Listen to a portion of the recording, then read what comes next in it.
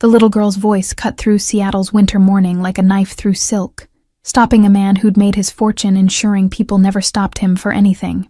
Killian Gallo had just stepped from his renovated brownstone onto Capitol Hill's frost-covered sidewalk when 3-year-old Tilly broke from her mother's grip and ran directly into his path. Her small boots slapped against ice-crusted concrete, pink knit cap sitting crooked on her head, one mitten dangling from the string threaded through her coat sleeves. Behind her, Vienna gasped and lunged forward, but the child had already planted herself in front of a man whose tailored charcoal coat probably cost more than their monthly rent. Tilly looked up with eyes that held no understanding of social hierarchies or the dangerous reputation that made grown men cross streets to avoid this particular neighbor. She asked her question with the directness only children possess, words tumbling out before her mother could snatch her back to safety. "Can you fix our door?" "Mommy's scared." The statement landed between them with surprising weight, 5 words that contained entire stories about broken locks and sleepless nights. Tilly pointed across the street toward the 3-story walk-up, where paint peeled from window frames and the front entrance hung slightly askew. Her gesture was matter-of-fact, as though asking this stranger to repair their home's most basic defense was perfectly reasonable. Vienna finally reached her daughter and grabbed her hand with more force than necessary, her face flushing red beneath the olive complexion that suggested Mediterranean ancestry somewhere in her bloodline. She wore a second-hand coat wrapped tight against the cold, a knitted scarf wound several times around her neck, and the kind of exhaustion that comes from working overnight shifts and raising a toddler alone. Her apology came out strangled and rushed, words tripping over each other in her haste to extract them both from this mortifying encounter with the wealthy neighbor she'd probably only seen from a distance. Killian should have kept walking toward the black sedan idling at the curb, where his driver waited to transport him to morning meetings that involved ledgers coded in ways the IRS would never decipher. He'd built his entire adult life on the principle of strategic distance, never involving himself in situations that didn't serve clear objectives or advance carefully calculated interests. His reputation in Seattle's underground networks rested on being untouchable, unreachable, and utterly focused on the business of managing what polite society called organized crime. But something in Vienna's eyes when she yanked Tilly backward made him pause with his hand on the sedan's door handle. That particular shade of fear was familiar from his childhood, from watching his own mother check locks 3 times before bed and flinch at unexpected sounds. It was the fear of women who knew exactly how thin the barrier was between safety and catastrophe, who understood that doors weren't just architectural features, but the only thing standing between their children and a world that didn't care about their vulnerability. The street seemed to hold its collective breath, while Killian studied the mother and daughter with the same analytical attention he brought to evaluating business opportunities. Vienna clutched Tilly's hand like a lifeline, her chin lifted in defiance even as humiliation colored her cheeks, clearly preparing for dismissal or worse from the wealthy neighbor. Behind them, their building sagged against the winter sky, its disrepair a stark contrast to the renovated properties on his side of the block. "What's wrong with your door?" Killian's question came out rougher than intended, his voice carrying traces of Brooklyn that 20 years in the Pacific Northwest hadn't completely erased. He ignored his driver's subtle cough of impatience and the fact that this delay would cascade through his carefully structured morning schedule. Vienna's shoulders tensed at his attention rather than relaxing, her instinct correctly identifying that interest from men like him rarely came without complications. She explained in clipped sentences about the lock mechanism that hadn't worked properly since September and the bottom hinge that scraped against the frame, and how the super kept promising repairs but never followed through. Her words painted a picture of institutional neglect, of landlords who collected rent from tenants too poor to have options and too tired to fight for basic maintenance.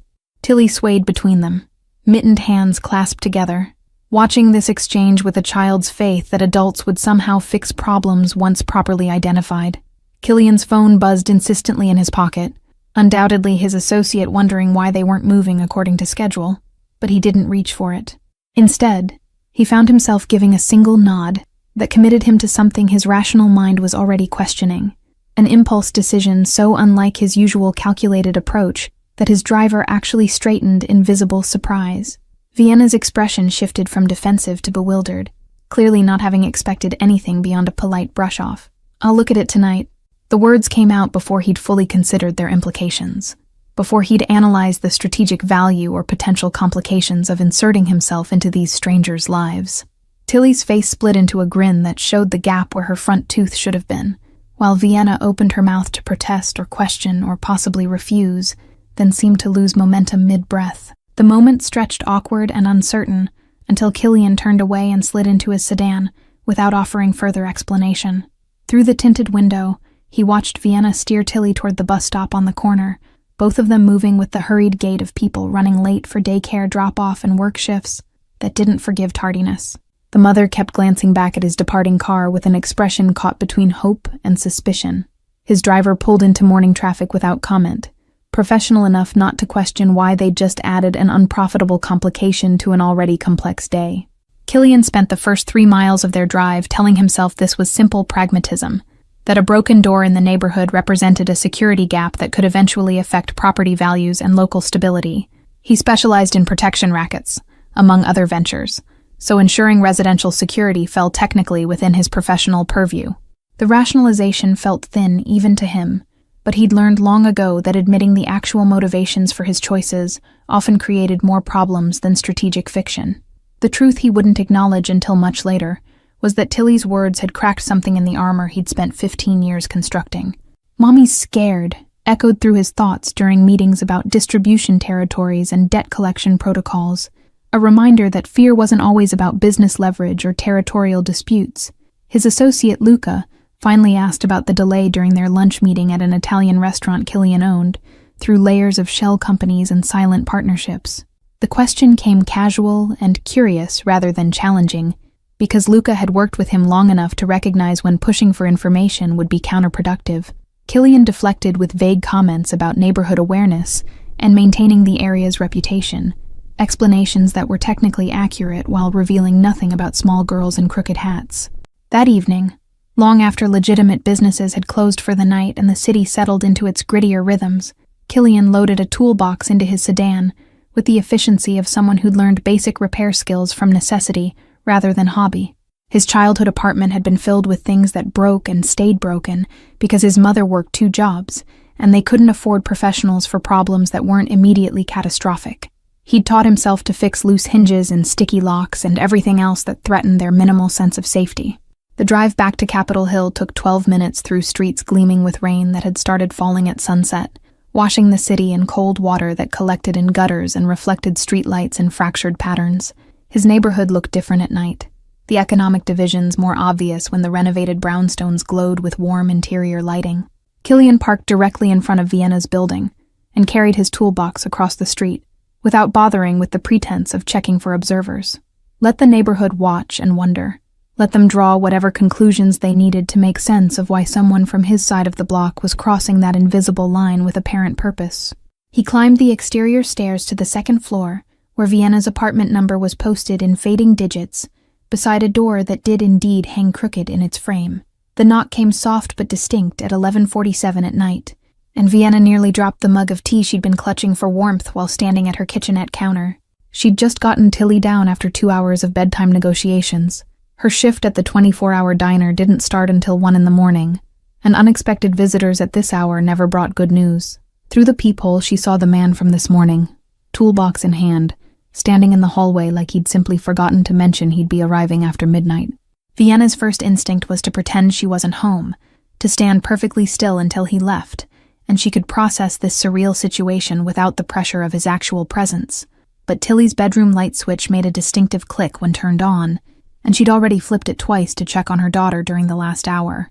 He would have heard the apartment's sounds and know someone was awake inside, making avoidance impossible without being obviously rude to someone who'd apparently kept his unexpected promise. She opened the door with the security chain still attached, creating a gap of roughly 4 inches through which she could see Killian's face more clearly than she had in the morning's rushed encounter. His features were harder than she'd initially registered, all sharp angles and calculated composure, with dark eyes that assessed her cramped apartment's interior in a single sweep. He looked less like someone who'd volunteered for charity handyman work, and more like someone conducting reconnaissance for purposes she didn't want to consider too carefully. "You said tonight." "I assumed you meant evening, like 7 or 8. Vienna heard the defensive edge in her voice and hated it, hated that she couldn't simply accept help without immediately searching for hidden costs or ulterior motives. Her hand moved unconsciously to where she'd wedged a kitchen knife between the counter and the dish rack earlier. a precaution that had become routine whenever she was home alone. Killian's eyes tracked the movement without comment, his expression revealing nothing about whether he found her caution insulting or simply practical. "I work days. This is when I had time." His answer was economical and matter-of-fact, offering no apology for the unconventional hour or acknowledgement that most people didn't conduct home repairs near midnight. He gestured toward the door itself, where the broken lock mechanism was visible even from the hallway, its interior components exposed through gaps in the metal housing. She could refuse him entry, could claim the hour was inappropriate, and ask him to come back during daylight, when she felt less vulnerable and more capable of maintaining appropriate boundaries. But Tilly was asleep behind a door that didn't lock properly, and Vienna's next paycheck was already allocated to overdue bills that left no room for security upgrades she desperately needed. Pride was a luxury she couldn't afford when basic safety was at stake. Vienna unhooked the chain and stepped back, gesturing for him to enter while maintaining maximum physical distance in the apartment's limited space. Killian moved past her with the careful awareness of someone accustomed to navigating tense situations, his body language deliberately non-threatening, even as his presence seemed to fill the small room entirely. He set his toolbox down beside the door and crouched to examine the damaged lock, his hands moving over the mechanism with the confidence of someone who'd performed this exact assessment many times before. "How long has it been broken?" His question came without looking up from his inspection, fingers testing the door's weight and the way it hung askew in the frame. Vienna wrapped her arms around herself and explained about the August break-in attempt 2 floors down that had scared her enough to finally complain to management about her own unit's security issues. The super had installed this particular lock as a supposed upgrade, but it had never worked correctly from day one. Killian made a sound that might have been disgust or dark amusement, still focused on the door's various failures with an intensity that seemed excessive for such a mundane task. He pointed out how the strike plate was mounted incorrectly, how the bottom hinge had pulled partially free from wood that was rotting from water damage, how the deadbolt's interior mechanism had been installed backward by someone who clearly didn't know what they were doing. His diagnosis was detailed and damning, painting a picture of neglect that went beyond simple deferred maintenance into genuine safety violations. "I'm going to need to remove the door completely to fix this properly." Killian finally looked up at her, his expression neutral, but something in his eyes suggesting he understood exactly how vulnerable that would make her feel. Vienna's apartment already felt too exposed with him inside it, and the idea of having no door at all made her pulse spike with anxiety. He continued before she could formulate a response, his tone shifting to something almost gentle despite the roughness in his voice. "I'll be here the entire time. No one gets past me to this apartment, I can promise you that." The statement carried absolute certainty, the kind of confidence that came from knowing his presence alone would deter most threats better than any lock mechanism ever could. Vienna studied his face for signs of arrogance or manipulation, trying to determine if this was genuine assurance or simply what predators said to make prey feel safe. Her apartment's kitchen clock showed midnight now, which meant she had roughly 45 minutes before needing to wake Tilly, drop her at the 24-hour childcare facility near the diner, and start her shift that would last until 9 the following morning. Vienna did rapid mental calculations about whether this repair could be completed in that time frame, whether she could afford to be late to work, whether refusing his help now would mean never getting another offer she desperately needed. The numbers didn't work any way she arranged them, but she found herself nodding agreement anyway, because sometimes you had to gamble on strangers' intentions when all your other options had already failed. Killian worked with methodical efficiency once given permission, using tools she couldn't name to remove the door from its hinges without damaging the surrounding frame. He leaned it against the wall and then turned his attention to the rotted wood around the strike plate, scraping away damaged material and evaluating the extent of repair needed.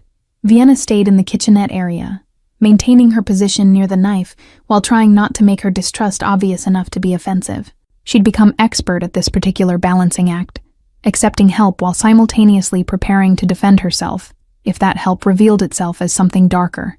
"You work nights?" Killian's question came casual, though Vienna suspected nothing about this man was actually casual, that even his small talk served some larger purpose she couldn't yet identify.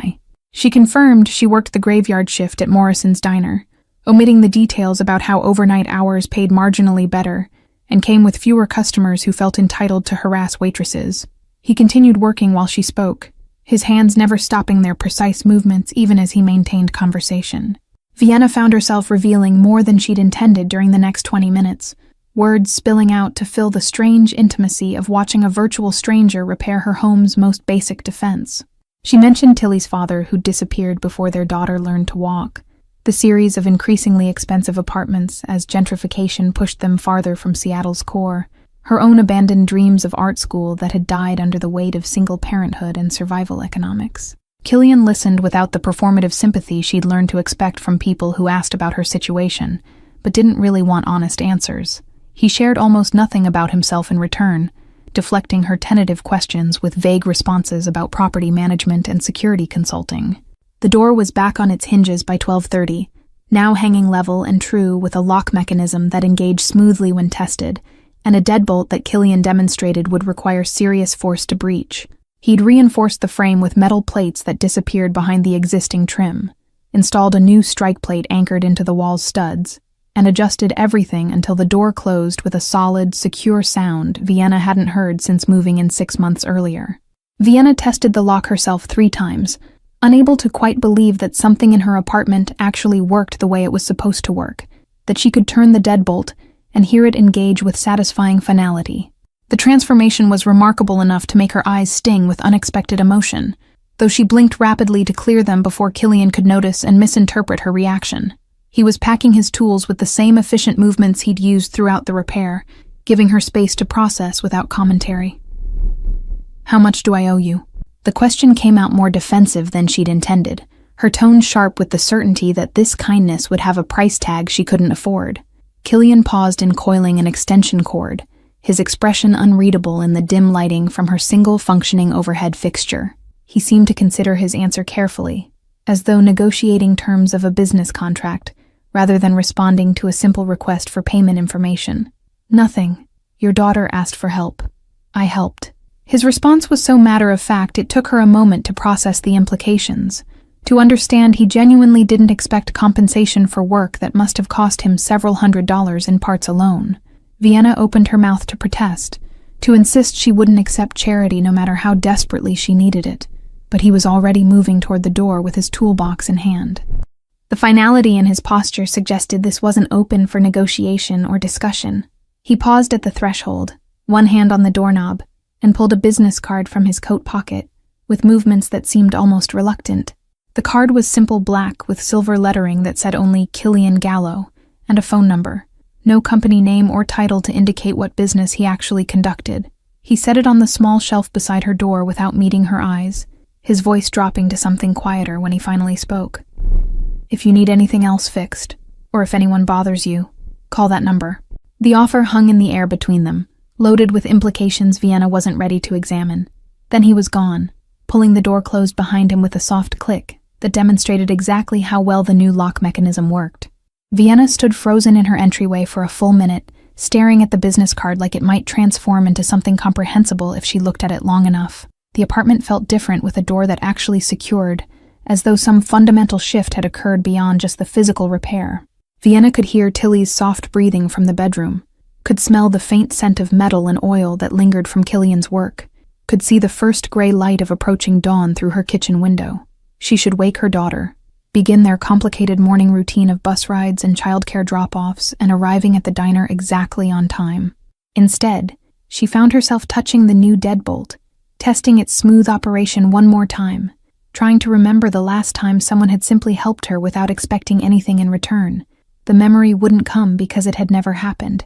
Not in her adult life, not since she'd become a mother navigating the world alone.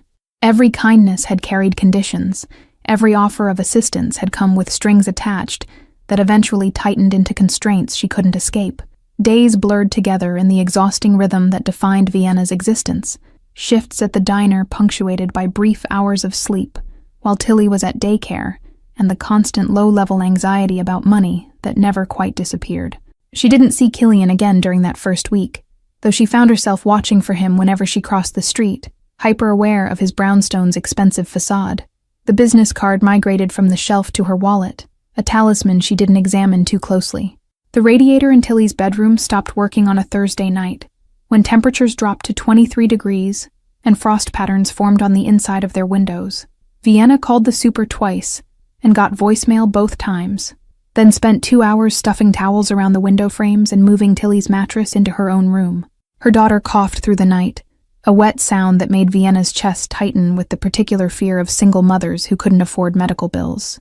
By Friday morning, Vienna had convinced herself that Killian's offer had been politeness rather than genuine, that wealthy men didn't actually want poor neighbors calling them about domestic problems, that reaching out would be presumptuous. But Tilly's cough had worsened, and the super still wasn't returning calls, and Vienna's paycheck wouldn't clear until Tuesday. She pulled the business card from her wallet during her lunch break, staring at the numbers like they might rearrange themselves into something less intimidating. She didn't call. Instead, she shoved the card back in her wallet and finished her shift and took Tilly to the free clinic where they waited 3 hours, only to be told it was probably just a cold. Keep her warm and hydrated. The apartment was barely warmer than the outside air when they returned that evening, Vienna's breath visible in small clouds as she bundled Tilly in every blanket they owned. Her daughter's cough rattled through the silent rooms like an accusation. Vienna woke at 2 a.m. to find Tilly burning with fever, her small body shaking with chills despite the layers of blankets, and Vienna's own body heat.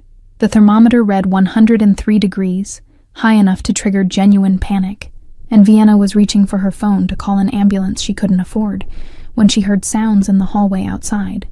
Footsteps, then a soft knock that somehow didn't sound threatening despite the hour. Through the peephole, she saw Killian standing in the dimly lit hallway. No toolbox this time, just a small duffel bag in one hand. Vienna's fingers fumbled with the new deadbolt, her hands shaking from fear and exhaustion. And when she finally got the door open, he took one look at her face and stepped inside without waiting for invitation. His eyes went immediately to Tilly's bedroom, to the frost on the windows, to the complete absence of heat in the apartment. "How long has the radiator been out?" His voice carried an edge that might have been anger, except it wasn't directed at her, his jaw tight as he moved through the apartment assessing the situation with the same analytical attention he'd brought to the broken door. Vienna explained in fractured sentences about the super and the clinic, and Tilly's climbing fever, her words tripping over each other in her exhaustion. Killian pulled out his phone and made a call that consisted of exactly 7 words. Capitol Hill, apartment 2B, radiator, now. He hung up and turned his attention to Tilly, crouching beside Vienna's bed where her daughter lay wrapped in blankets like a small, feverish burrito.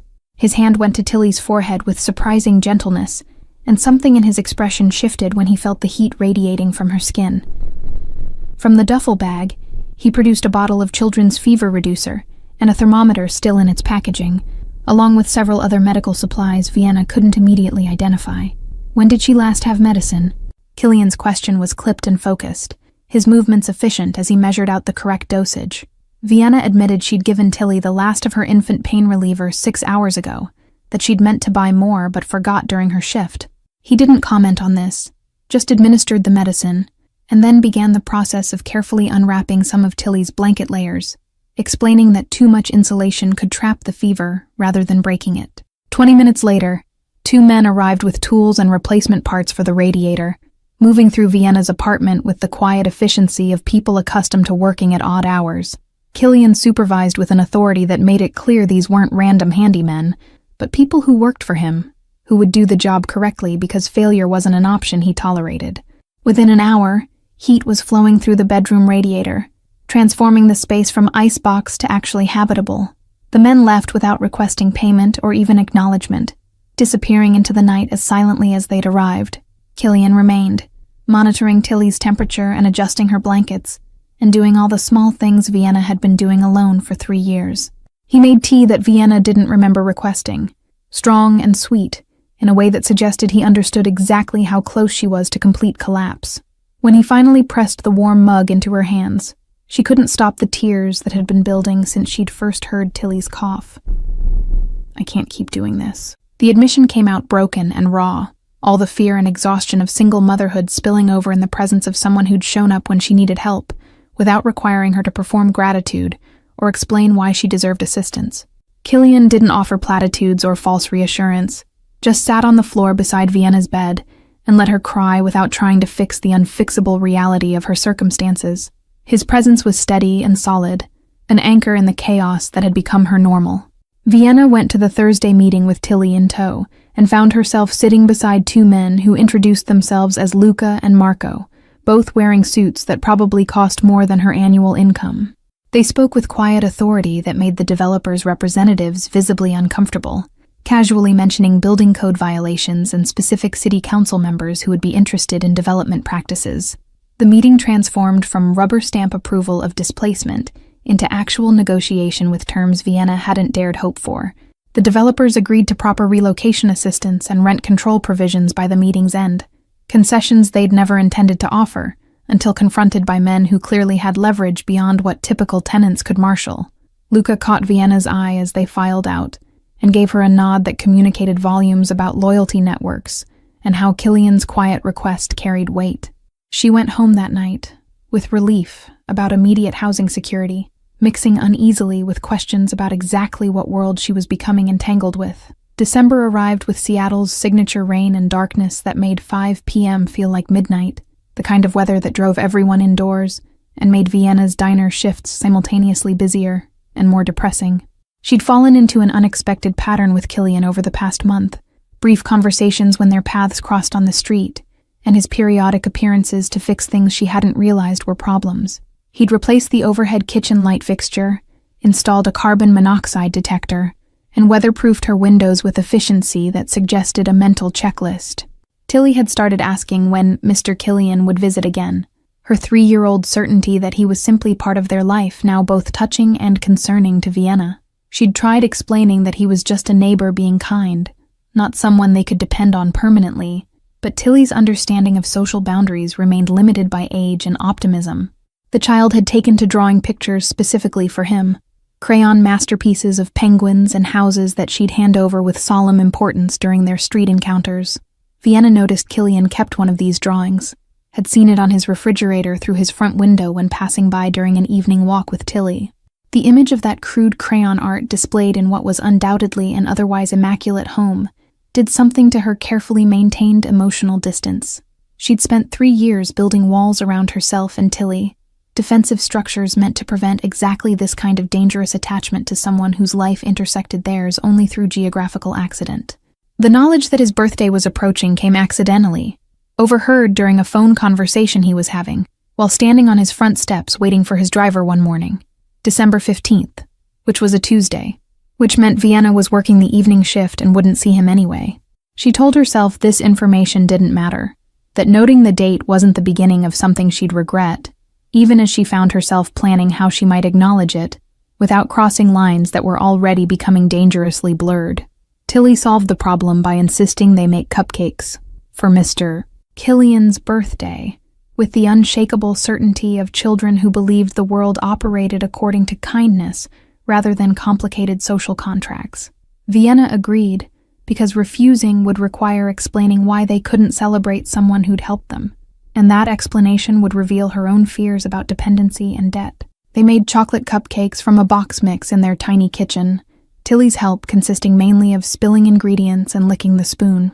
The result was imperfect at best, slightly lopsided cupcakes with frosting applied with more enthusiasm than skill, but Tilly was proud of them in a way that made Vienna's chest ache. They boxed up 4 of the least damaged specimens and walked across the street that evening, while Vienna wrestled with certainty that this gesture would change something fundamental. Her finger hesitated over his doorbell, but Tilly reached up and pressed it before Vienna could reconsider, sealing a decision that felt more significant than simple birthday acknowledgement. Killian answered after a long pause, and Vienna saw immediately that she'd interrupted something, though she couldn't identify what exactly. His expression was carefully neutral, but something about his eyes suggested she'd caught him in a moment of private darkness, the kind that people who lived alone tried to hide from the world. He was dressed casually for once, dark jeans and a sweater that probably still cost more than her weekly paycheck, and the house behind him was lit, but silent in a way that emphasized emptiness. Tilly wanted to bring you birthday cupcakes. Vienna offered this explanation quickly, already regretting the impulse that had brought them here, already cataloging the ways this was overstepping boundaries she should have maintained. But Tilly pushed forward with her box of imperfect baked goods, presenting them like treasure that deserved proper reverence. Killian's expression shifted then, something cracking in his careful composure, and Vienna saw with sudden clarity that no one else had acknowledged this day at all. He invited them in with a gesture that seemed almost helpless, as though he couldn't figure out how to refuse without hurting Tilly's feelings, and had given up trying to maintain whatever distance he'd intended. The interior of his brownstone was exactly what Vienna had imagined from exterior clues, all clean lines and expensive minimalism, and absolutely nothing that suggested anyone actually lived there. It was beautiful in the way museums were beautiful, perfect and untouchable, and completely devoid of the warmth that came from accumulated life. Tilly's excited chatter about the cupcake-making process filled the silence while Killian led them to his kitchen, a space with restaurant-quality appliances that probably saw minimal use. Vienna found herself noting details she shouldn't be collecting, evidence of loneliness disguised as preference for order. No magnets on the refrigerator except Tilly's drawing, no dishes in the sink because he probably ate most meals elsewhere, no signs of hobbies or interests beyond the single life he'd constructed around absence rather than presence. I should light a candle, right? For birthdays? Tilly's question made both adults freeze because neither of them had thought that far ahead, and Vienna didn't carry birthday candles in her coat pocket during evening walks. But Killian produced one from a drawer with surprising speed, a single emergency candle that would have to serve as stand-in for proper celebration. He stuck it in the least lopsided cupcake while Vienna found matches, and they stood in his pristine kitchen singing an off-key version of the birthday song. Killian blew out the candle with an expression Vienna couldn't read, something between gratitude and grief, and the kind of vulnerability that made her understand why he'd built such careful walls. Tilly demanded to know what he'd wished for, and he told her it was a secret, in the gentle tone he seemed to reserve specifically for her daughter. They ate cupcakes standing in his kitchen, Tilly chattering about penguins and Christmas, while the adults navigated the strange intimacy of this moment that neither had planned but both seemed to need. Vienna noticed the exact second Killian registered that someone had remembered his birthday, had cared enough to mark the day with however small a gesture. His jaw tightened, and he turned away briefly, ostensibly to get napkins, but more likely to collect himself before his careful control shattered completely. When he turned back, his eyes were slightly red, but his expression had settled into something approaching peace, as though he'd been carrying weight he hadn't realized could be shared even partially. Thank you. He directed this to Tilly, but his eyes found Vienna's, and the gratitude there was complex enough to make her look away. She understood suddenly that she wasn't the only one learning dangerous lessons about connection and dependency, that Killian had been just as isolated as she was, just in different ways for different reasons. His wealth had insulated him from many struggles, but had also built walls that kept out casual kindness and unexpected birthday celebrations, and children who drew pictures specifically for refrigerator display. They stayed longer than Vienna intended, Tilly exploring his house with the fearlessness of children who assumed all spaces were meant for them, while the adults followed behind, making sure she didn't break anything valuable. Killian showed Tilly his office with its wall of books, and told her about learning to read in a library, because his childhood home hadn't contained many books of its own. Vienna saw the parallels forming, the recognition passing between two adults who understood what it meant to build yourself from nothing while carrying weight of everything survived. When they finally left, Tilly was yawning and draped over Vienna's shoulder, exhausted from excitement that had sustained her past normal bedtime. Killian walked them to the door and lingered there in a way that suggested he didn't want the evening to end, didn't want to return to the silence of his beautiful, empty house. Vienna felt that reluctance echo in her own chest, the dangerous realization that she'd started wanting more of his presence than she could afford to want. She made herself say goodbye before that wanting could take root deeper. Vienna. Killian stopped her as she reached the bottom of his front steps, his voice carrying through the cold air with unusual hesitation. She turned back and found him framed in his doorway, light spilling around him in a way that somehow emphasized rather than diminished his isolation. He seemed to be wrestling with words that wouldn't come easily, his usual economy of language failing him when he needed it most. Finally, he just said, "This was the best birthday I've had in 20 years. The admission hung between them in the December air, vulnerable and honest in a way that made Vienna's throat tight. She didn't know how to respond to that kind of raw truth, didn't know what it meant that their small gesture had mattered so much to someone who seemed to have everything. So she just nodded and carried her sleeping daughter home, understanding that something fundamental had shifted between them tonight, that they'd moved past the fiction of simple neighborly assistance into territory neither of them knew how to navigate. Vienna lay awake that night, long after putting Tilly to bed, thinking about empty houses and accumulated loneliness, and the particular kind of isolation that came from having wealth, but no one to share birthday cupcakes with. She thought about Killian's expression when Tilly had handed him those imperfect baked goods, the way his careful composure had cracked to reveal genuine emotion beneath. The memory made her chest ache with feelings she couldn't afford to examine too closely.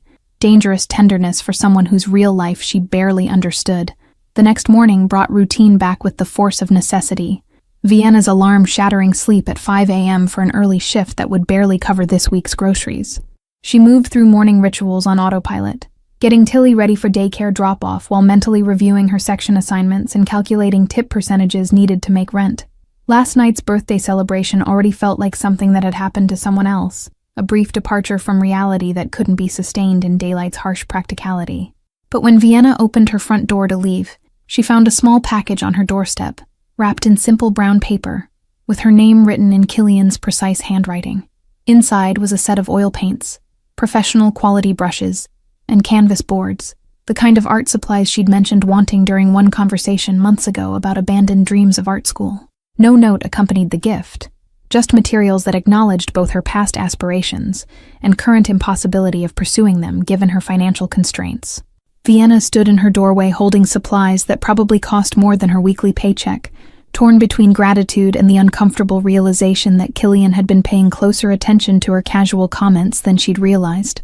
Tilly peered at the paints with interest, asking if she could use them, and Vienna heard herself promising they'd paint together soon. She tucked the supplies inside before leaving, adding them to the growing collection of ways Killian was becoming woven into the fabric of their daily existence. The diner shift was brutal. Breakfast rush followed by lunch crowd with barely time to breathe between orders, and Vienna's feet ached by the time she finally clocked out at 2 p.m. She picked up Tilly from daycare and decided to stop by the corner market for milk they needed, taking the route that happened to pass Killian's brownstone. She told herself this wasn't deliberate, that she wasn't looking for him, even as her eyes tracked to his front windows checking for signs of presence. He was sitting on his front steps despite the December cold, still dressed in his usual expensive simplicity, but looking somehow less composed than she'd ever seen him. Tilly spotted him first and ran ahead before Vienna could stop her, launching into enthusiastic recap of her daycare activities. Killian listened with the focused attention he always gave her daughter, but Vienna noticed shadows under his eyes that suggested he'd slept as poorly as she had, processing whatever the previous night had stirred up between them. "Thank you for the paints." Vienna said it quietly after Tilly had exhausted her news and moved to examining ice crystals on the sidewalk. Killian's expression shifted into something that might have been embarrassment, as though he'd been caught doing something he shouldn't have, offering gifts that exceeded appropriate boundaries. He deflected with a shrug that tried for casual but missed, his usual self-assurance faltering in a way that made him seem younger and more vulnerable than his carefully constructed exterior typically allowed. "You mentioned wanting them. I happened to see them." The lie was obvious, but Vienna let it stand, because acknowledging the truth would require discussing why he remembered casual comments about her deferred dreams and cared enough to do something about them.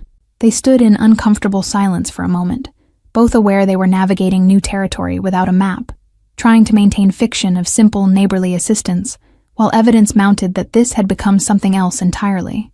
Tilly solved the awkward moment by inviting Killian to see her new daycare project, a painted handprint turkey that was technically from November, but remained her pride. Vienna found herself inviting him up to their apartment without fully deciding to, the words emerging before her rational mind could prevent them.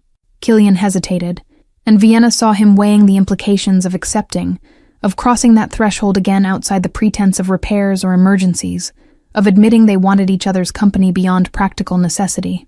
He followed them upstairs, and spent the next hour sitting on Vienna's worn couch, listening to Tilly's rambling stories, while Vienna made coffee she couldn't really afford, but wanted to offer anyway.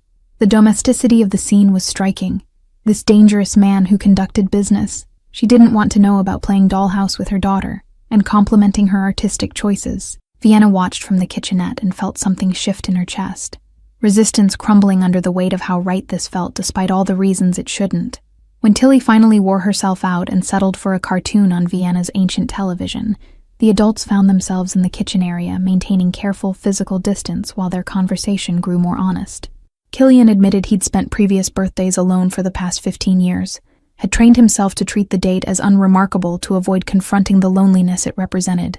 Vienna shared her own history of solitary celebrations since becoming a mother, how marking time felt different when you had no one to mark it with. The confessions felt dangerous in their intimacy, stripping away pretense to reveal the isolation both had been hiding beneath different exteriors.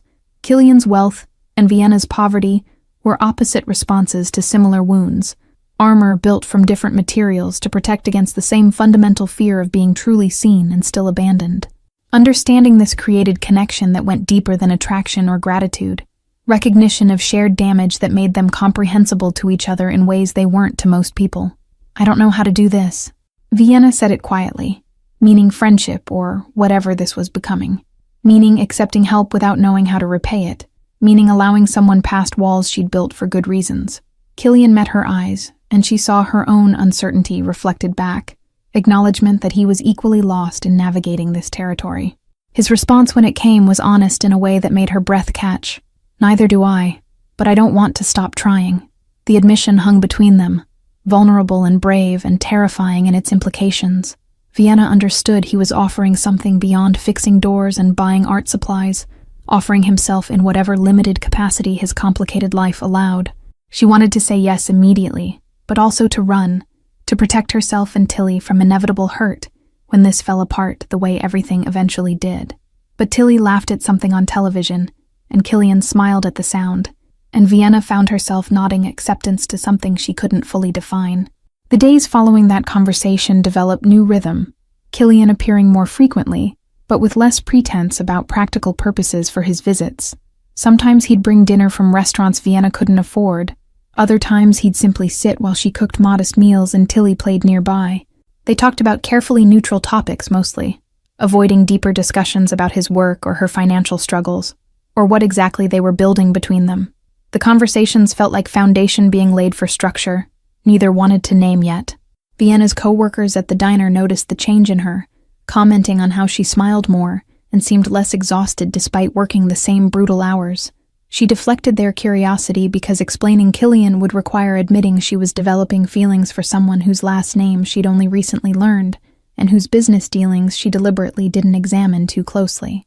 The situation looked either like fairy tale or terrible judgment depending on perspective, and Vienna wasn't sure which interpretation was more accurate. Christmas approached with retail frenzy that made Vienna's shifts longer and more demanding, every customer's holiday stress transferring directly to exhausted waitresses who absorbed rudeness while maintaining mandatory cheerfulness. She came home one evening to find Killian had let himself in, using the key she'd given him for emergencies, had gotten Tilly from daycare, and made them dinner, and started a bath for Vienna without being asked. The gesture should have felt intrusive, but instead made her eyes sting with gratitude for someone anticipating her needs before she had to voice them. They fell into pattern of him handling evening childcare when Vienna worked late, his expensive suits traded for casual clothes while he played on their floor and read picture books with voices for different characters. Tilly had started calling him Killy because Killian was too complicated for 3-year-old pronunciation, and he'd accepted the nickname with visible emotion he tried to hide. Vienna watched them together and felt her remaining resistance dissolving, replaced by dangerous hope that maybe this could actually work, despite all the logical reasons it shouldn't. The art supplies he'd given her remained mostly unused, displayed on a shelf where Vienna could see them, but not quite bring herself to actually paint anything. Too many years had passed since she'd held a brush with creative intent rather than cleaning intent, and the supplies felt too precious to waste on attempts that might reveal she'd lost whatever talent had once justified dreams of art school. Killian noticed during one visit, his eyes tracking to the untouched paints with expression Vienna couldn't quite read. "What are you afraid of?" He asked it gently, but the question still landed hard, because Vienna knew he wasn't just talking about painting anymore. She was afraid of everything, of this fragile happiness being stripped away, of depending on someone who might disappear, of Tilly getting attached to someone who couldn't promise permanence. She was afraid of her own feelings becoming too real, of painting something that would force her to acknowledge dreams she'd buried under survival necessity. Killian didn't push when she couldn't articulate all of this, just pulled out one of the canvas boards and set it on her kitchen table with the paints arranged nearby. He didn't tell her what to paint or offer encouragement that would have felt like pressure, just created space for possibility, and then moved to distract Tilly in the other room. Vienna stared at the blank canvas for a long time before finally picking up a brush, letting muscle memory guide initial strokes, while her conscious mind tried not to overthink the act of creation she'd denied herself for years. She painted Seattle's skyline from memory, the view from her apartment window transformed by artistic license into something more hopeful than the actual vista of economic division. The process felt rusty, but also familiar, like recovering a language she'd spoken fluently in another life. Killian returned at some point to watch silently, and Vienna felt his presence as support rather than judgment, understanding that this small act of reclaiming abandoned dreams mattered more than the painting's actual quality. Vienna's ex-boyfriend appeared the week before Christmas, materializing outside the diner at the end of her shift, with timing that suggested he'd been watching her schedule for opportunity. Ryan hadn't been father material 3 years ago, and time hadn't improved him, just added harder edges to features that had once seemed carelessly handsome, rather than genuinely dangerous. He wanted money he claimed she owed him, explanations about why mutual acquaintances had mentioned seeing her with someone new, access to Tilly he'd never wanted when they'd actually been together. She told him to leave, and he grabbed her arm hard enough to leave marks, his voice dropping into the threatening register she remembered from their last months together before she'd finally escaped. The diner's cook intervened before the situation escalated further, physically removing Ryan from the premises, while Vienna stood frozen with old fear rising up to choke current confidence. Ryan left shouting promises about lawyers and custody, and making her regret keeping his daughter from him. Threats that landed hard, despite being obviously empty. Vienna took the bus home shaking, her arm throbbing where Ryan's fingers had dug in, old patterns of fear reasserting themselves with depressing ease, despite 3 years of building independence from men who used strength to compensate for lack of actual power. She'd spent years proving she could survive alone, and 5 minutes with her ex had reduced her back to feeling trapped and vulnerable. The apartment felt less secure than it had that morning despite all Killian's repairs, because locks couldn't stop someone who knew exactly which emotional vulnerabilities to exploit through history and shared biology with her daughter. She didn't tell Killian about the encounter, convincing herself it was just Ryan being Ryan, and would blow over once he realized she had nothing to give him, and no interest in reopening doors firmly closed. But Ryan appeared again 2 days later, outside Tilly's daycare, trying to gain entry by claiming parental rights he'd legally forfeited through absence. The center's director refused him access and called Vienna at work, triggering new wave of panic about gaps in her daughter's protection that she couldn't fill through vigilance alone. Vienna left her shift early and picked up Tilly, holding her daughter too tight, while trying to figure out how to handle threats that came from someone who technically had biological rights if he chose to pursue them legally. She was standing in her apartment trying to decide whether to call police or a lawyer she couldn't afford, when she heard shouting in the hallway outside. Ryan's voice, raised in drunken anger, mixed with another voice she recognized with jolt of fear, and something else she didn't want to examine. Vienna looked through her peephole and saw Killian blocking Ryan from her door, his posture radiating controlled violence that made her ex's aggression look like childish posturing by comparison. They were talking in voices too low for her to hear clearly, but Ryan's body language shifted from aggressive to defensive within seconds of whatever Killian said. She watched her ex retreat down the hallway without having reached her door, watched Killian remain motionless until Ryan disappeared down the stairs, watched him finally turn toward her apartment with expression she'd never seen before. She opened the door before he could knock, questions crowding her throat about how he'd known to be there, and what exactly he'd said to make Ryan leave, and whether she should be grateful or terrified. Killian's eyes went immediately to her arm where bruises were visible beneath her rolled-up sleeves, his jaw tightening with anger that clearly wasn't directed at her. The concern in his expression was so genuine it made Vienna's remaining defenses crumble completely, tears she'd been holding back since Ryan's first appearance finally breaking through. He won't come back. Killian stated this as absolute fact rather than hopeful prediction, and Vienna believed him because she'd seen how quickly Ryan's bravado had collapsed under whatever unspoken threat had been delivered in that hallway. She should ask what he'd said, what leverage he'd applied, what connections had been activated to solve her problem with such efficiency. Instead, she just nodded and stepped back to let him inside, acknowledging silently that they'd crossed another line together, that his protection now extended beyond fixing doors into actively managing threats to her safety. Tilly was in her bedroom playing with her penguin, and didn't know about the drama that had unfolded in the hallway, didn't understand that her biological father had tried to force entry into their life after 3 years of elective absence. Vienna wanted to keep it that way, wanted to preserve her daughter's innocence about danger for as long as possible in a world that already threatened childhood security in too many ways. Killian seemed to understand this without explanation, his voice dropping to quieter register when he asked if Vienna was okay, beyond the obvious physical evidence of not being okay. She explained about their history in abbreviated form, the gradual escalation from controlling behavior to actual violence that had finally driven her to leave while pregnant, despite having nowhere to go and no resources beyond stubborn determination to protect her unborn child. The admission felt like vulnerability she shouldn't be revealing, evidence of poor judgment in relationships she'd worked hard to move past. But Killian listened without the judgment she'd expected.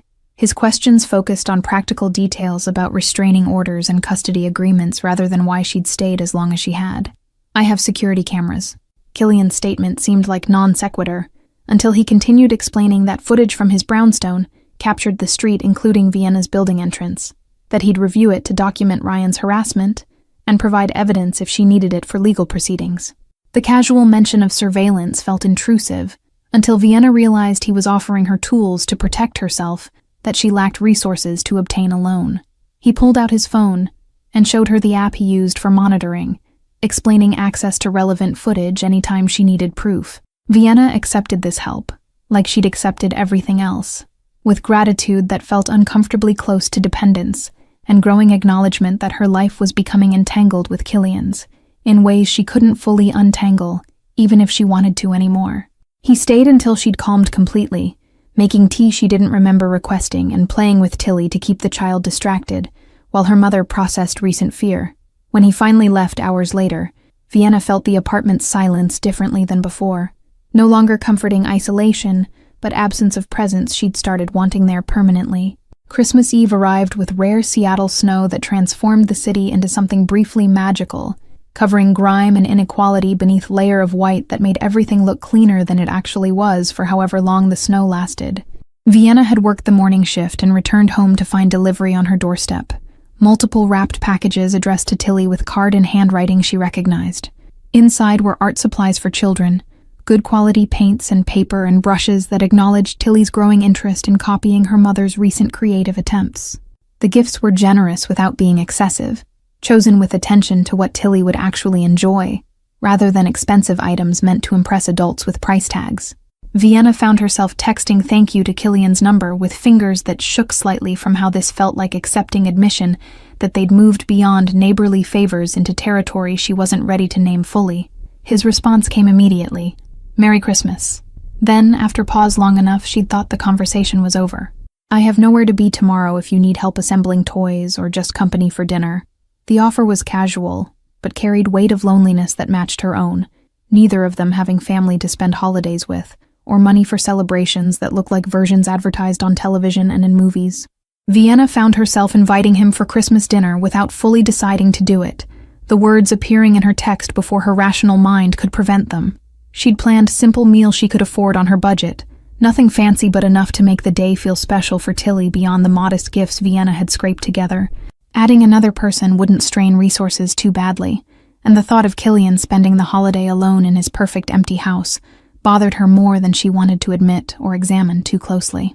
His acceptance came fast enough to suggest he'd been hoping for the invitation, that spending Christmas alone had become routine he disliked, but didn't know how to break without someone else initiating change.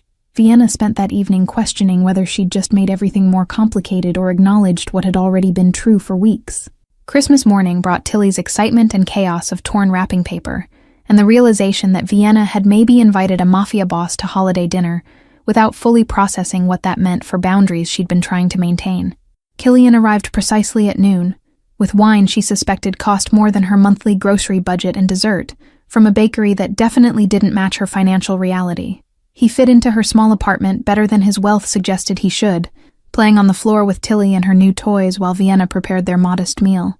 They ate at her cramped table with mismatched plates and conversation that felt easier than it should have between people from such different worlds, laughter coming naturally around Tilly's excitement and commentary. Vienna watched Killian help her daughter with toy assembly, and felt dangerous hope taking root that maybe this could actually work, despite every logical reason it shouldn't. He looked more relaxed than she'd ever seen him, his usual careful control softened by wine and warmth, and the absence of whatever pressure he carried in his regular life outside these walls. After dinner, while Tilly played with new toys in the living area, Vienna and Killian ended up at her kitchen window, watching snow fall on the quiet street below. Their shoulders touched in the small space, proximity that felt both accidental and entirely deliberate, connection neither of them moved to break, The moment stretched with unspoken acknowledgement passing between them, understanding that something fundamental had shifted during this holiday celebration, and there was no going back to pretending they were just neighbors doing favors for each other across economic divides. "Thank you for letting me be here today," Killian said it quietly, his breath fogging the cold window glass, vulnerability in his tone that Vienna had learned to recognize as genuine rather than manipulative. She turned to respond, and found him already looking at her with expression that made her heart skip, something raw and unguarded in his eyes that spoke of yearning that matched her own. The kiss happened inevitably, neither initiating so much as moving together into connection that had been building for months through accumulated small moments and shared loneliness. The kiss ended slowly, both of them pulling back with expressions that mixed wonder and uncertainty about what they'd just acknowledged between them. Vienna's heart hammered against her ribs, while Killian's hand remained on her waist, neither of them quite ready to fully break contact. Tilly's voice called from the living room asking for help with a toy, breaking the moment, and giving them both excuse to step apart and process what had just happened without the pressure of immediate discussion about implications. The rest of Christmas Day passed in careful normalcy, both adults maintaining appropriate distance, while Tilly remained the center of attention and activity. But something had fundamentally shifted, visible in the way Killian's eyes tracked Vienna's movements, and how she found herself hyper-aware of his presence in ways that went beyond grateful friendship. When he finally left that evening, his goodbye lingered at her doorway, with unspoken questions hanging between them about what came next, and whether they were brave enough to pursue answers.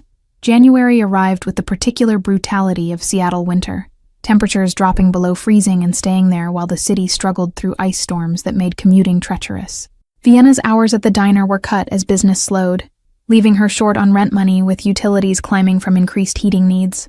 She avoided mentioning this to Killian during their now regular evening visits, pride preventing her from appearing like she'd kissed him with calculation about financial security rather than genuine feeling that had been building for months.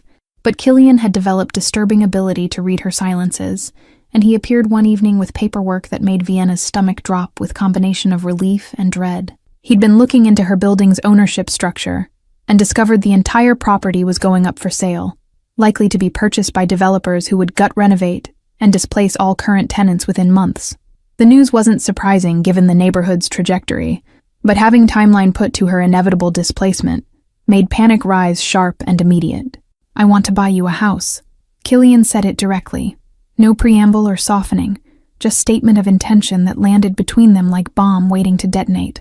Vienna's immediate reaction was refusal, the word forming before he'd finished speaking, because accepting housing from him would cross lines she couldn't uncross. But he continued before she could articulate her rejection, pulling out listings for modest homes in safer neighborhoods with better schools and yards where Tilly could play without Vienna constantly worried about traffic or crime. Not a gift, a loan, or whatever terms make you comfortable. He was negotiating now, applying the same strategic thinking he brought to his actual business dealings, trying to find framework Vienna could accept. She wanted to maintain her refusal, but Tilly was playing nearby, and Vienna thought about trying to find new apartment with first and last month's rent plus deposit while working reduced hours. The math didn't work, hadn't worked for a while, and pretending she had options when she didn't was luxury she couldn't afford. They argued in whispers while Tilly watched her cartoon, Vienna insisting she wouldn't accept charity, and Killian countering that helping someone he cared about wasn't charity, but investment in future he wanted to be part of. The phrasing stopped her cold because it was first time either of them had explicitly named that they were building towards something beyond present moment. His eyes held hers with intensity that made clear this wasn't about property transactions, but about commitment he was trying to offer in language she might accept. "I can't pay you back. Not in any reasonable time frame." Vienna made herself say it plainly, forcing acknowledgement of economic reality that made power dynamics between them fundamentally unequal. Killian's expression suggested he'd already considered and dismissed this concern as irrelevant to his actual motivations. He explained patiently about property being investment that would appreciate regardless, about wanting Tilly safe in neighborhood where broken doors weren't normal, about Vienna having space to paint, without worrying about whether creativity time could have been spent working extra shifts. The last point hit harder than the others because he'd noticed what Vienna had been trying to hide, that the art supplies he'd given her remained mostly unused, because every hour spent painting felt like hours she should have been earning money. He'd identified the exact way poverty killed dreams, not through lack of talent, but through grinding necessity that made creativity seem like irresponsible indulgence. Understanding this about her circumstances made his offer feel less like rescue fantasy and more like someone paying attention to what she actually needed beyond material basics. Vienna agreed finally with conditions that made the transaction feel less like accepting kept woman status and more like complicated loan arrangement between people who trusted each other. She'd pay what she could when she could. He'd maintain legal ownership until some distant future when she'd theoretically paid enough to transfer title, and they'd document everything properly to avoid implications she couldn't stomach. Killian accepted her terms without argument, clearly willing to structure the arrangement however necessary for Vienna to preserve dignity she needed to maintain sense of self. The house he'd found was small but solid in neighborhood that straddled line between working class and lower middle class, the kind of area where people mowed lawns and kids played in streets under watchful neighborhood eyes. It had 2 bedrooms and a yard with fence and kitchen that actually had counter space beyond minimum required for food preparation. Vienna walked through it feeling like she'd stepped into someone else's life, someone who had security and options and future that extended beyond next month's rent payment. Tilly loved it immediately, with child's certainty that good things were simply meant to happen, running through rooms and claiming the smaller bedroom as her own without doubt or hesitation. Vienna watched her daughter's joy and felt something break open in her chest, the possibility that maybe she could actually provide stability instead of constant precarious scrambling. Killian stood back, letting them explore, his expression carefully neutral, but satisfaction visible in the set of his shoulders at having solved a problem that had been weighing on Vienna for months. The move happened over 2 weeks in February, Killian's associates appearing with trucks and muscle to transport Vienna's minimal belongings while she worked her shifts. She came home each day to find more progress, furniture she hadn't owned suddenly appearing in rooms that echoed without it. When she questioned these additions, Killian deflected with vague explanations about storage cleanouts and surplus from his own place, obvious lies she chose not to challenge because the alternative was Tilly sleeping on floor in empty bedroom. Their first night in the new house felt surreal. Vienna lying awake in bedroom with door that locked properly and windows that didn't let in cold air and heating system that actually maintained temperature. Tilly slept in the next room with nightlight that Vienna had bought specifically for this space. Small luxury of child having her own bedroom for first time. The silence was different from their apartment. Absence of sirens and shouting neighbors, and constant background noise of too many people living too close together in inadequate spaces. Killian appeared the next morning, with breakfast from bakery and tools, to install additional security measures he deemed necessary for house in this neighborhood. Vienna watched him work while Tilly helped by handing him screws and asking endless questions. He answered with patience that seemed inexhaustible where her daughter was concerned. The domesticity of the scene was almost painful in its normalcy, temporary illusion that they were family building life together, rather than something more complicated she couldn't quite name. Stay. Vienna said it without planning to, the word emerging while Killian packed his tools to leave after finishing security installation. He froze mid-motion and turned to look at her with expression that suggested he'd been hoping for this invitation, but hadn't wanted to presume. She clarified quickly that she meant for dinner, not some more permanent arrangement, but something in his eyes told her he'd understood the deeper invitation beneath the surface request. He stayed, and they made dinner together in kitchen that had room for 2 people to move without constantly colliding.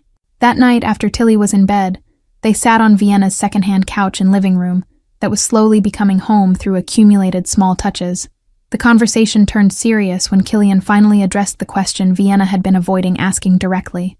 He explained that his business involved security consulting and property management for clients who operated outside conventional legal frameworks, careful phrasing that confirmed what she'd suspected about his connections to Seattle's organized crime networks without forcing her to hear details that would make complicity explicit.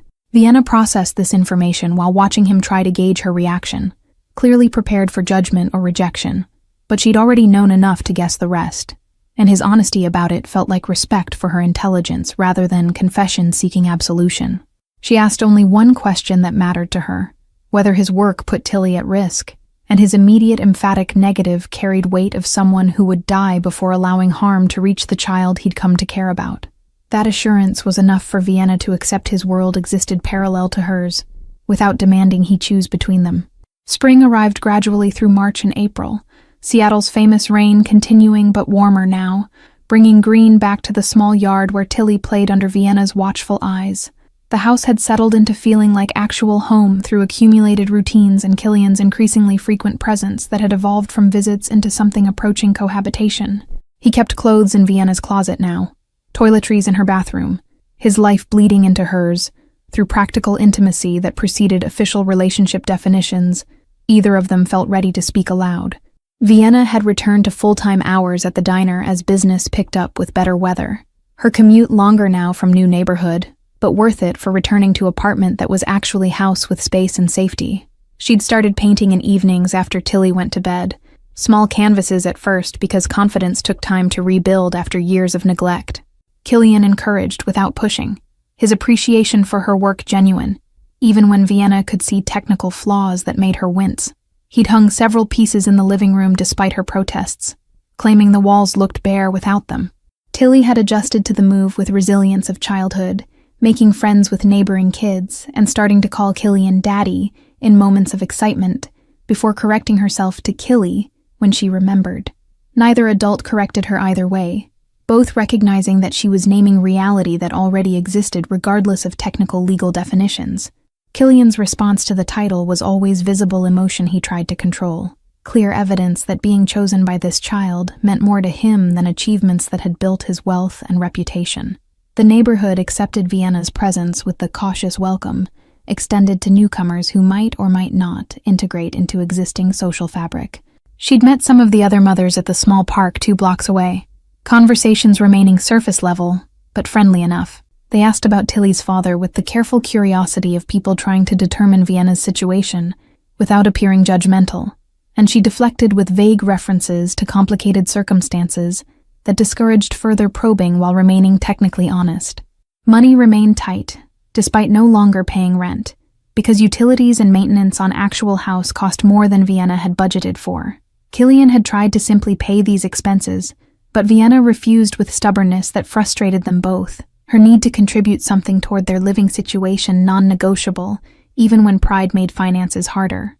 They'd finally compromised on her covering utilities, while he handled larger maintenance issues that required expertise or expensive parts, division that felt less like charity and more like partnership between people with different resources. Ryan's threatened custody challenge never materialized beyond initial bluster, and Vienna learned through mutual acquaintances that he'd left Seattle entirely after some unspecified encounter that had convinced him pursuing Tilly was dangerous to his health. She didn't ask Killian directly what had happened, some questions better left unexamined, but she understood that protection he'd promised was both real and potentially frightening in its thoroughness.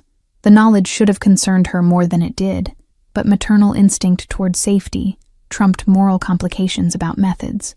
Vienna's supervisor at the diner had noticed the change in her, commenting on how she seemed lighter somehow despite still working the same demanding shifts. She'd been offered promotion to shift manager with modest pay increase, recognition that her reliability and competence deserved acknowledgement. The extra money would help with the constant financial juggling Vienna performed, and the title felt like validation that she was building toward something beyond just survival. She'd accepted immediately, pride mixing with relief about having one piece of stability that came from her own efforts rather than Killian's intervention. The promotion meant different hours that aligned better with Tilly's preschool schedule, reducing childcare costs that had been eating significant portion of Vienna's paycheck. It also meant she'd be home more evenings when Killian typically appeared after his own work obligations, creating space for relationship to deepen through accumulated dinner conversations and quiet moments after Tilly slept. They'd fallen into pattern that felt increasingly like actual family, rather than convenient arrangement between lonely people seeking connection. Killian's business associates had become occasional presence in their lives, Luca and Marco appearing for dinners that Vienna suspected were as much about checking on their boss's well-being as socializing. She'd learned to read the subtle dynamics between the men, understanding that Killian's associates were both concerned about his attachment to civilian life and protective of happiness they recognized he'd been lacking. Their acceptance of Vienna seemed to grant permission for relationship to continue, removing obstacles she hadn't fully known existed within his world's power structures. Summer arrived with rare Seattle heat that drove everyone outdoors, and Vienna spent weekends at the park with Tilly, while Killian worked obligations he couldn't explain in detail.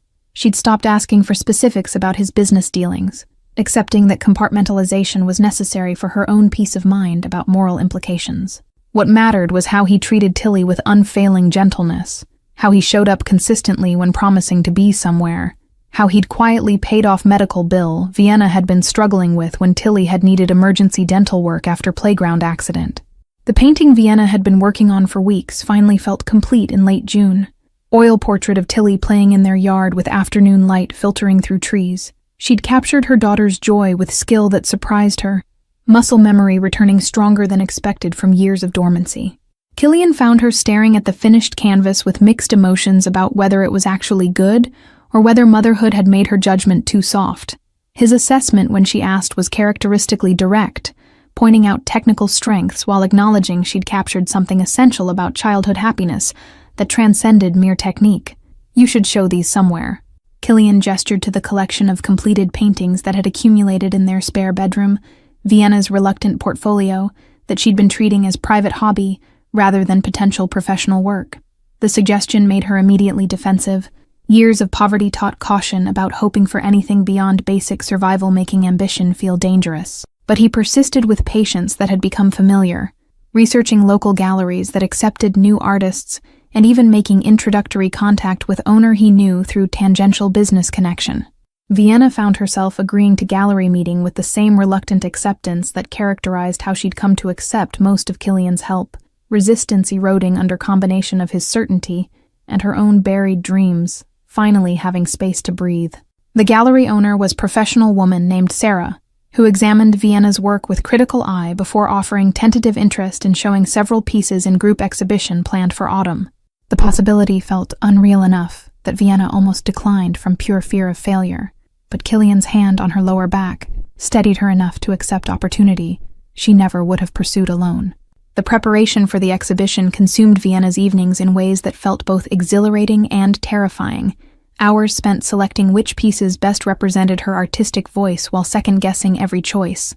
Killian had converted the garage into proper studio space without consulting her first, appearing one Saturday with contractors who installed professional lighting and proper ventilation systems that transformed the space from storage area into actual workspace. Vienna had been angry about the presumption until she'd stood in the completed studio feeling possibility expand in ways the cramped spare bedroom had never allowed, understanding that sometimes his solutions to problems she hadn't articulated came from paying attention, rather than overstepping boundaries she'd established. The neighborhood women had started inviting Vienna to their weekly coffee gatherings, casual meetings at the local cafe where they discussed everything from school politics to personal struggles with the kind of honesty that came from shared circumstances. She'd learned that Marcus, 2 doors down, was recently divorced and struggling with custody arrangements, that Jennifer across the street was considering leaving her husband but feared financial instability, that Rebecca next door was supporting her elderly parents while raising 3 kids on teacher's salary. Their problems weren't identical to Vienna's history, but close enough that she could offer perspective from someone who'd survived similar challenges, and slowly she'd become part of community support network, rather than just recipient of neighborly politeness. Killian's mother's death anniversary fell in September. Date Vienna only knew because she'd found him sitting alone in the dark living room at 3 a.m, unable to sleep through the weight of old grief. He'd told her haltingly about the woman who'd raised him in poverty while working herself to exhaustion, who'd died from treatable illness because she'd delayed seeking medical care she couldn't afford until it was too late. The story explained so much about his compulsive need to fix things for Vienna and Tilly, his inability to watch people struggle with problems money could solve when he had resources his mother had never possessed. Vienna had held him while he cried for the first time in their relationship, understanding that his strength came with cracks that needed witnessing rather than fixing. Walking home from that meeting, Vienna found herself crying without quite understanding whether the tears were joy, or fear, or grief. For years she'd lost to survival mode that had forbidden artistic ambition. Killian held her, while she processed emotions that had been suppressed so long they emerged tangled and overwhelming. He didn't offer platitudes about deserving success or talent being obvious, just presence that had become anchor she'd stopped pretending she didn't need. When she finally calmed, he asked only if she was okay, and Vienna realized she was. Maybe for first time in years she was actually okay. Tilly's 4th birthday in August became celebration that involved both their neighborhood friends and some of Killian's associates, strange mixing of worlds that somehow worked through shared focus on making Little Girl's Day special. Vienna watched her daughter blow out candles surrounded by people who cared about her happiness, and felt dangerous hope that maybe they'd actually built something sustainable here. Killian caught her eye across the cake and smiled with expression that suggested he was thinking similar thoughts about permanence and future and family chosen rather than inherited. The evening after party ended. When Tilly was asleep and house was quiet except for their low conversation in the kitchen, Killian finally said what they'd both been avoiding making explicit. He wanted this to be real, wanted to be part of their lives, not as helpful neighbor or convenient solution to Vienna's problems, but as partner who stayed through difficulties and celebrated victories and showed up consistently because that's what family meant. Vienna listened to his halting explanation of feelings he clearly wasn't practiced at expressing, and felt her own careful control cracking under weight of how much she wanted exactly what he was offering. "I love you." Vienna said it first, because Killian seemed unable to find words, his usual articulate precision failing him when vulnerability was required. The confession felt terrifying and liberating simultaneously, acknowledgement of truth that had been growing for months, through accumulated small moments of care and presence. Killian's response was kiss, that communicated what words couldn't, relief and joy and promise that he'd been wanting permission to make. When they finally broke apart, he repeated her words back with voice that shook slightly, admitting what they both already knew but needed spoken aloud to make real. 1 year passed with the kind of speed that characterized happy periods, time marked by Tilly's growth spurts, and Vienna's increasingly confident painting, and Killian's gradual integration into their daily life, until separation became unthinkable. The house had evolved through their combined presence, his expensive minimalism softened by her artistic touches, and Tilly's cheerful chaos. Neighbors had stopped asking about their relationship status, simply accepting them as family unit that functioned well regardless of technical marital definitions. Vienna's gallery show in October had sold 3 paintings, modest success that felt monumental to someone who'd buried artistic ambitions under survival necessity for years. The money went into savings account Killian had helped her establish, fund for Tilly's future education that grew slowly but represented possibility Vienna had never imagined accessible. She'd continued painting with increasing confidence, building portfolio while maintaining diner job that provided independence she needed, even as Killian's presence made survival less desperate. The house's mortgage had been mysteriously paid off in November, paperwork arriving that showed Vienna as sole owner with no remaining debt. When she'd confronted Killian about this obvious violation of their loan agreement, he'd simply stated that he wanted her to have security that didn't depend on his continued presence. The gesture terrified Vienna precisely because it demonstrated commitment that made his potential departure devastating possibility, but she'd accepted with understanding that sometimes gifts were about giving rather than receiving, and she needed to let him care for her in ways his emotions demanded. Tilly had started calling Killian Dad exclusively by December, the transition from nickname happening naturally through accumulated months of him functioning in that role, regardless of biological reality. His formal adoption petition, filed in January, had made Vienna cry in courthouse bathroom, overwhelmed by concrete evidence that he'd chosen them as permanently as legal system allowed. The process would take months to complete, but intention mattered more than paperwork. Public declaration that they were building real family from pieces of their individual brokenness. The winter had been easier than previous years, house properly insulated and heating functioning reliably, and Killian's presence meaning Vienna never faced crises alone anymore. They'd established routines that felt sustainable, division of labor that played to their respective strengths while acknowledging limitations. Killian cooked breakfast before leaving for his business obligations. Vienna handled evening meals when she wasn't working, and Tilly helped both with enthusiasm that exceeded actual usefulness, but built sense of shared responsibility. Vienna had been painting in their spare bedroom, converted into studio space, when Killian appeared one February evening with expression that suggested important conversation was coming. He'd been increasingly present lately, spending most nights in their house rather than maintaining pretense of separate residence across town in Brownstone he rarely visited. The shift from visiting to living together had happened gradually enough that pinpointing exact transition moment was impossible, but they'd crossed that line months ago through accumulated intimacy that preceded formal discussion. "Marry me." "Bob," Killian said it without preamble, while Vienna was still holding paintbrush, his usual economy of language employed for most important question he'd likely ever asked. Vienna's hand shook enough that she had to set brush down carefully to avoid dripping paint on floor, her mind racing through implications while her heart had already decided answer. She'd sworn after Ryan that she'd never give another man legal power over her life, But Killian had already proven himself through years of consistent presence and care that demanded nothing beyond what she willingly offered. Yes. Vienna's answer came simpler than the question. Single word that contained commitment she'd been building toward through accumulated trust and love that had grown despite her best efforts at self-protection. Killian's relief was visible in the tension leaving his shoulders, evidence he'd genuinely feared rejection, despite years of evidence suggesting otherwise. He produced ring that was elegant without being ostentatious, his usual good taste applied to jewelry that Vienna could actually imagine wearing while working, rather than leaving locked away for special occasions. They married in April at small courthouse ceremony with Luca and Marco as witnesses, and Tilly serving as flower girl with serious dedication to her responsibilities. Vienna wore simple dress she'd found secondhand, but felt beautiful in, while Killian abandoned his usual expensive suits for clothing that matched ceremony's low-key intimacy.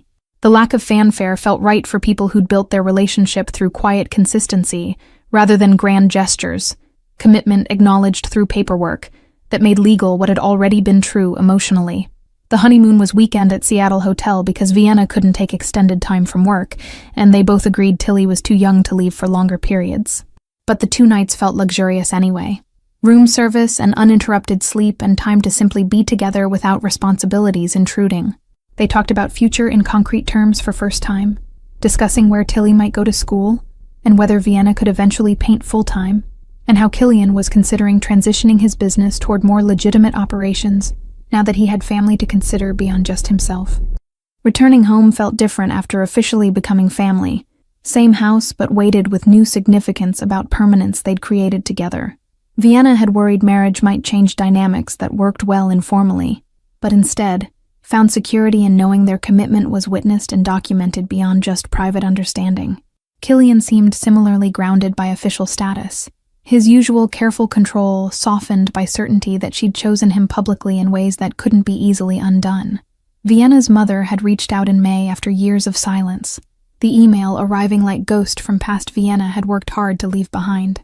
The message was brief and carefully worded, expressing regret about their estrangement and hope for reconciliation now that she'd heard through family channels about Vienna's marriage and stability. The contact stirred complicated emotions Vienna had thought she'd processed. Anger at abandonment during her most desperate years, mixing with the small wounded part of her that had never stopped wanting maternal approval. Killian had read the email when she'd shown him with shaking hands, and his only question was what Vienna wanted rather than what she thought she should do, giving her permission to choose herself in ways she'd rarely been granted. They'd met for lunch in June at Neutral Restaurant where Vienna's mother had apologized with words that seemed genuine, but couldn't erase years of absence when Vienna had been raising Tilly alone in fear and poverty. Her mother explained about her own struggles with Vienna's choices, about religious beliefs that had made single motherhood seem like moral failure she couldn't support, about regret that had grown as years passed and grandchild grew up without her presence. Vienna had listened and felt surprising lack of anger, just sadness for time lost, an understanding that forgiveness didn't require forgetting or pretending damage hadn't occurred. She'd agreed to limited contact for Tilly's sake, supervised visits where her mother could know her granddaughter without having access to disrupt the stability Vienna had fought so hard to build. The decision to allow her mother back into their lives in controlled capacity had sparked Vienna's most honest conversation with Killian about fear and trust, and how trauma shaped the walls people built around themselves. He'd shared more about his own father's abandonment, and the years he'd spent building empire specifically to prove he wasn't the worthless kid his father had left behind without looking back. They'd recognized themselves in each other's damage, understanding that their careful approach to relationship had been less about not caring enough, and more about caring so much that vulnerability felt dangerous. The acknowledgement had deepened their connection in ways that transcended physical intimacy, building foundation of emotional honesty that made their marriage feel like partnership between equals rather than rescue dynamic Vienna had initially feared. Summer brought Vienna's second gallery show with stronger sales that suggested her work might actually become viable income source eventually. She'd started teaching painting classes at community center, sharing skills while earning supplemental income that reduced financial dependency on Killian in ways that mattered to her sense of self. He'd encouraged this expansion of her professional identity with genuine pride, understanding that she needed contribution beyond domestic sphere, even though money itself wasn't necessary concern.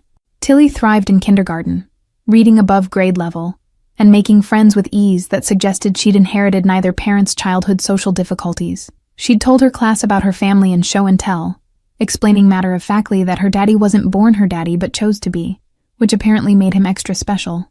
The teacher had shared this with Vienna during parent conferences, with expressions suggesting she found their unconventional family origin story touching rather than problematic. Killian's adoption of Tilly was finalized in September, official ceremony in judges' chambers that made legal what had been emotional reality for over a year. Tilly had asked why they needed court to say Killian was her dad when she already knew he was, question that held wisdom beyond her 5 years. But she'd enjoyed the formal acknowledgement anyway, judge giving her certificate with her new legal name that she'd clutched proudly all day. Vienna had watched her husband and daughter together afterward, and felt grateful for broken door that had somehow led to this unlikely but perfect family. The house had become center of their expanding social world, hosting dinners for neighbors and Killian's associates and Vienna's co-workers, who'd become genuine friends once she'd let walls down enough to allow connection. Luca had commented during one gathering that he'd never seen Killian this settled, observation made with approval that suggested his loyalty extended to supporting his boss's happiness, even when it meant stepping back from certain business operations. Vienna understood that Killian was gradually extracting himself from most dangerous aspects of his work, prioritizing family safety over profit, in ways that only became possible once he had family worth prioritizing. One evening in October, Vienna found Killian standing in Tilly's doorway, watching their daughter sleep, with expression of wonder that hadn't diminished, despite year of this being his nightly routine. She joined him in silent observation, both of them marveling at small person they were raising together through combination of intention and luck. Killian's arm came around her waist automatically, pull that had become unconscious gesture of connection. They stood there until Tilly shifted in sleep, and they retreated to their own bedroom, still amazed by the family they'd built from loneliness and broken doors and small girl's innocent request for help. Vienna thought sometimes about that December morning, when Tilly had asked stranger to fix their door because mommy was scared, about how that simple request had opened door to life she couldn't have imagined during those desperate early months in deteriorating apartment.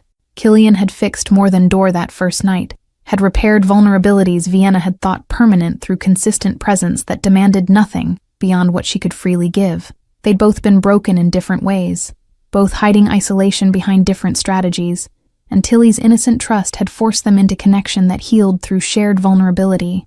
The door that had started everything hung properly in house they now owned together, solid and secure, like the family that had formed around it. Vienna could still remember the fear that had made her daughter ask for help, could trace direct line from that moment to marriage and adoption and life that felt sustainable in ways she'd stopped believing possible.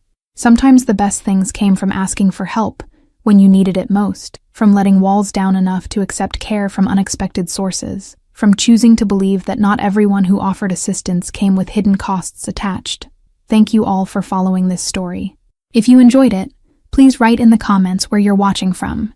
And don't forget to like, subscribe, and share this video. Your support means everything and helps me continue bringing you more stories about hope, second chances, and the unexpected ways love finds us when we need it most. See you in the next one.